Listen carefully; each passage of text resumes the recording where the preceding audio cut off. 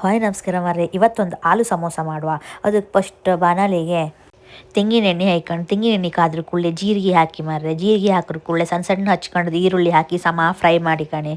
ಈರುಳ್ಳಿ ಬಾಡ್ರ ಕೂಡಲೇ ಅದಕ್ಕೆ ಶುಂಠಿ ಬೆಳ್ಳುಳ್ಳಿ ಪೇಸ್ಟ್ ಹಾಯ್ಕಣಿ ಮಾರ್ರೆ. ಹಾಯ್ಕೊಂಡು ಮೋಚಿ ಕಾಣಿ ಕಡಿಕೆ ಅದಕ್ಕೆ ಸ್ಮ್ಯಾಶ್ ಮಾಡಿಟ್ಟದ್ದು ಬಟಾಟೆ ಇತ್ತಲ್ಲ ಅದನ್ನು ಫಸ್ಟ್ ನಾ ಕುಕ್ಕರಲ್ಲಿ ಬೇಯಿಸ್ಕೊಂಡಿದ್ದೆ. 3 ಸೀಟಿ ಹಾಯ್ಕೊಂಡು ಬೇಯಿಸ್ಕೊಂಡು ಅದನ್ನು ಸ್ಮ್ಯಾಶ್ ಮಾಡಿ ಈರುಳ್ಳಿ ಜೊತೆ ಹಾಕಿ ಕಾಣಿ. ಸ್ವಲ್ಪ ನೀರು ಹಾಯ್ಕಣಿ. ಎಷ್ಟು ಟೆಕ್ಸ್ಚರ್ ಬೇಕು ಅಷ್ಟು, ಸ್ವಲ್ಪ ದಪ್ಪ ಇರಲಿ, ನೀರು ಮಾಡ್ಕೋಬೇಡಿ ಅಂತಕಂದ್ರೆ ಸ್ಟಫಿಂಗಿಗೆಲ್ಲ ಹಾಂಗಾಗಿ. ಆಮೇಲೆ ಅದಕ್ಕೆ ಸ್ವಲ್ಪ ಖಾರದ ಪುಡಿ, ಸ್ವಲ್ಪ ಜೀರಿಗೆ ಪುಡಿ, ಆಮೇಲೆ ಸ್ವಲ್ಪ ಕೊತ್ತಂಬರಿ ಪುಡಿ ಹೈಕಣಿ ಕಾಣಿ. ಎಷ್ಟು ಬೇಕು ಅಷ್ಟು ಹೈಕಣಿ ಒಂದು ಹದಕ್ಕೆ. ಆಮೇಲೆ ಸ್ವಲ್ಪ ಲಾಸ್ಟಿಗೆ ಒಂದು ಅರ್ಧ ಚಮಚ ಗರಂ ಮಸಾಲೆ ಪೌಡ್ರ್ ಹಾಕಿ ಕಾಣಿ.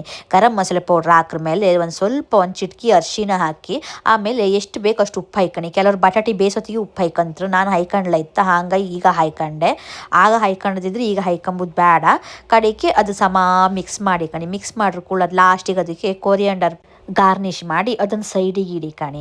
ಆಮೇಲೆ ಒಂದು ಪಾತ್ರೆ ತಕಣಿ. ಇದಕ್ಕೆ ಮೈದಾ ಹೈಕಣಿ ಕಾಣಿ. ನಿಮ್ಗೆ ಎಷ್ಟು ಅಳತಿ ಬೇಕು ಅಷ್ಟು ಹೈಕಣಿ, ಎಷ್ಟು ಜನ ಇದ್ರು ಅಷ್ಟು. ನಾನೊಂದು ಕಣ್ಣು ಅಳತಿಗೆ ಹೈಕಣದ್ದು.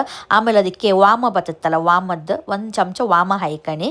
ಆಮೇಲೆ ಸ್ವಲ್ಪ ಉಪ್ಪು ಹೈಕಣಿ, ಚೂರು ಉಪ್ಪು ಹೈಕೊಂಡು 1 ಚಮಚ ತುಪ್ಪ ಹೈಕೊಂಡು ಕಳ್ಸೋಕೆ ಶುರು ಮಾಡಿ ಕಣಿ. ಅಂದ್ರೆ ಗಂಟು ಇಪ್ಪುಕಾಗ ಕಳ್ಸೋಕೆ. ಆಮೇಲೆ ನೀರು ಹಾಕಿ ಒಂದು ಚಪಾತಿ ಹಿಟ್ಟು ಹ್ಯಾಂಗೆ ಕಲಿಸ್ತೀರಿ ಹಂಗೆ ಅದಕ್ಕೆ ಕಲ್ಸ್ಕಣಕ ಸಾಫ್ಟಾಗಿ ಒಳ್ಳೆ 5 ನಿಮಿಷ ಬದಿಗಿಟ್ಟು 5 ನಿಮಿಷ ಆದಮೇಲೆ ಅದನ್ನು ಲಟ್ಸಿ ಕಾಣಿ. ಉದ್ದ ಈ ಥರ ಶೇಪಲ್ಲಿ ಲಟ್ಸಿ ಆಮೇಲೆ ಮಧ್ಯ ಕಟ್ ಮಾಡೋಕೆ ಈಸಿ ಆಗ್ತದೆ.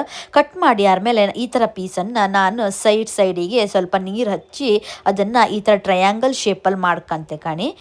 ಸೈಡ್ ನೀರು ಹಚ್ಕೊಂಡು ಅಂದ್ರೆ ಸ್ವಲ್ಪ ಅಂಟುತ್ತೆ ನೀರು ಹಾಕ್ರೆ ಮೈದಕ್ಕೆ. ಹಿಂಗೆ ಮಾಡ್ಕೊಂಡು ಈ ಥರ ಮಾಡ್ಕೊಂಡು ಶೇಪ್ ಮಾಡ್ಕೊಳಕ್ಕೆ. ಆಮೇಲೆ ಅದಕ್ಕೆ ನಾವು ಮಾಡಿಟ್ಟದ್ದು ಆಲೂ ಸ್ಮ್ಯಾಶ್ ಇತ್ತಲ್ಲ ಆ ಸ್ಟಫನ್ನು ಇದ್ರೊಳಗೆ ಹಾಕಿ ಎಲ್ಲ ಸೈಡು ಕ್ಲೋಸ್ ಮಾಡಿ ಟ್ರಯಾಂಗಲ್ ಶೇಪ್ ಬರ್ತತ್ತೆ. ಈ ಥರ ಹತ್ತು ಕಾಣಿ, ಒಳ್ಳೆ ಹತ್ತು. ನಾ ಕೆಲವುದೆಲ್ಲ ಈ ಥರ ಪಪ್ಸ್ ಥರ ಮಾಡಿದೆ, ಈ ಥರ ಉದ್ದ ಮಾಡಿ. ನೀವು ಹೆಂಗೆ ಬೇಕಾದ್ರೆ ಯಾವ ಥರ ಶೇಪ್ ಬೇಕಾದ್ರೆ ಮಾಡ್ಕೊಳ್ಬೋದು. ಫೈನಲಿ ನಾನು ಇಷ್ಟು ಮಾಡಿದೆ. ಆಮೇಲೆ ಒಂದು ಬನಾಳೆಗೆ ತೆಂಗಿನ ಎಣ್ಣೆ ಹಾಕ್ಕೊಂಡು ಕಾದ ನಂತರ ರೆಡಿ ಮಾಡಿಟ್ಟದನ್ನು ಎಣ್ಣೆ ಹಾಕಿ ಕಾಯಿಸಿ ಗರಿ ಸಮೋಸ ರೆಡಿ.